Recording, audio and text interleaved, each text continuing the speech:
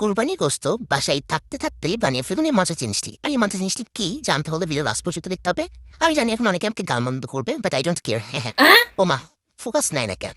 আল্লাহ, এই ফোকাস, এই যে ফোকাস নিছে, ফার্স্টেই আমাদের পেঁয়াজ, মরিচ, ধনিয়া পাতা এবং গাজর এভাবে লম্বা লম্বা করে কেটে নেওয়া লাগবে। এখন আমাদের এই সাথে সাথে মেয়োনিজ প্লাস গুঁড়া দুধ অ্যাড করে নিয়ে আচমকা নাচে করে নেওয়া লাগবে। এতক্ষণ হয়তো অনেকে বুঝেও গেছেন এটা আসলে গুলশানের ভাবিদের করা চিপস মাখা। সামান্য একটু লবণ দিব, বেশি লবণ দেওয়ার দরকার নেই, কারণ চিপসে তো আগে থেকে মশলা দেওয়া থাকে। এই তো কুরকুরে চিপস, এখানে যে কোনো চিপসই নেওয়া যেতে পারে, বাট এটা আমার ফেভারিট, তো ভাবলাম এটাতেই করি। আর অল্প একটুই নিবো, কারণ আগে করি নাই ভাই, যদি ফ্লপ চাই। কিন্তু আমার নিজের উপর নিজের অনেক বিশ্বাস, ইনশাল্লাহ ফ্লপ যাবে না। এখন আচ্ছা, তো আবার নাড়াচাড়া করে নিয়ে বাসি একটুখানি চানাচুর ছিল, একটু চানাচুর দিলাম। আপনার পাশে না থাকলে দেওয়ার দরকার নাই, বাট আমার বাজেট একটু যেহেতু বেশি, এটুকু তো করাই যায়, তাই না? আর বাজেট কেন বেশি এটাও বলছি, একটু জুম করে দেখে দেখেন কি কালারফুল লাগতেছে জিনিসটা। এই তো আমাদের মেন ইনগ্রিডিয়েন্ট গরুর মাংস। এখন গরুর মাংস যে স্টেকের মতো করে ভেজেছিলাম আর কি, কিন্তু খাইতে ভালো লাগতেছিল না দেখে কুচি কুচি করে আবার ভেজে নিছি একটুখানি। আর ভাতের সময় একটুখানি রসুন দিয়েও ভেজে নিয়েছিলাম।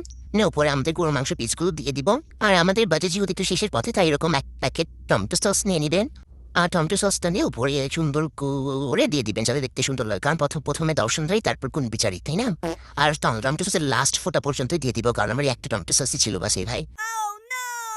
এবং আসেন আপনাদের একটু জুম করে দেখাই, দেখেন কি জোস লাগতেছে জিনিসটা, তাই না? এখন টেস্ট করার পারলা সবকিছু নিয়ে যা যা ছিল, চিপস, গরুর মাংস, সবকিছু নিয়ে একটা বাইট রেডি করে নিব এবং খেয়ে দেখবো কেমন হয়েছে। অনেক মজা হইছে। এখন থেকে বাসায় আপনারাও এই বড়লোকি গুলশানের ভাবিতে চিপস মাখা বাসাতেই বানাতে পারবেন।